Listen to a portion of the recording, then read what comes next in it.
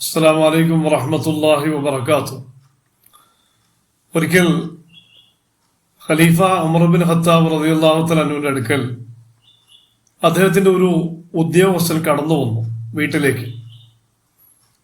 അപ്പൊ കാണുന്ന കാഴ്ച, വീടിന്റെ ഉള്ളിൽ ഉമർ റളിയല്ലാഹു തആല അൻഹു മലന്ന് കിടക്കുകയും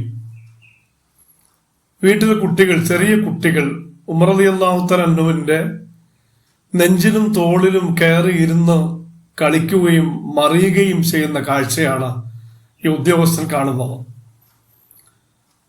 അപ്പൊ ഇത് കണ്ട ഉദ്യോഗസ്ഥന് ആകെ ഒരു അനിഷ്ടം അദ്ദേഹത്തിന്റെ മുഖത്ത് പ്രകടമായി. ഉമർ റളിയല്ലാഹു തആല അൻഹു ആ ഉദ്യോഗസ്ഥനോട് ചോദിച്ചു, നിങ്ങൾ എങ്ങനെയാണ് നിങ്ങളുടെ ഭാര്യയോടും മക്കളോടും ഒക്കെ ഇടപെടുന്നത്? നിങ്ങളുടെ സാന്നിധ്യം അവർക്ക് എങ്ങനെയാണ് അനുഭവപ്പെടാറുള്ളത്? അദ്ദേഹം പറഞ്ഞു, ഞാൻ വീട്ടിലേക്ക് കയറി വന്നാൽ പിന്നെ ഒരാളും ഒന്നും സംസാരിക്കില്ല, ഒന്നും മിണ്ടില്ല, നിശബ്ദതയായിരിക്കും. ഇത് കേട്ട ഉമർ റളിയല്ലാഹു തആല അൻഹു പറഞ്ഞു, നിങ്ങളെ നാം ഔദ്യോഗിക ജോലിയിൽ നിന്നും പിരിച്ചുവിട്ടിരിക്കുന്നു. കാരണം സ്വന്തം മക്കളോടും കുടുംബത്തോടും സ്നേഹത്തിലും സന്തോഷത്തിലും ഒരു വർത്തമാനം പറയാൻ താങ്കൾക്ക് കഴിയില്ലെങ്കിൽ താങ്കളെ എങ്ങനെയാണ് ഒരു പൊതുജന സേവകനായി നിലനിർത്താൻ കഴിയുക?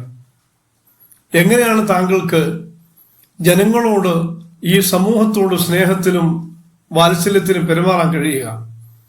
അതുകൊണ്ട് താങ്കളെ നാം ഈ ജോലിയിൽ നിന്ന് ഒഴിവാക്കിയിരിക്കുന്നു എന്ന് ഉമർ ബിൻ ഖത്താബ് റളിയല്ലാഹു തആല. ഒരു മനുഷ്യന്റെ കുടുംബജീവിതത്തിലെ സന്തോഷകരമായ പെരുമാറ്റങ്ങളും ഇടപെടലുകളും സ്നേഹവുമെല്ലാം ആ മനുഷ്യന്റെ വ്യക്തിത്വത്തിന്റെ അടയാളം കൂടിയാണ്. ഖൈറുക്കും ഖൈറുക്കും ലി അഹ്ലിഹി വാന ഖൈറുൽ ലി അഹ്ലി. നിങ്ങൾ ഏറ്റവും നല്ലവർ നിങ്ങളുടെ കുടുംബത്തിനോട്, ഭാര്യയോട്, മക്കളോടൊക്കെ ഏറ്റവും നല്ല നിലയിൽ ഇടപെടുന്നവനാണ്. അതിന് നിങ്ങൾ എന്നെ മാതൃകയാക്കണം. ഞാനാണ് നിങ്ങളിൽ ഏറ്റവും നന്നായി കുടുംബത്തിനോട് ഇടപെടുന്നത് എന്ന് നബി സല്ലല്ലാഹു അലൈഹി വസല്ലം.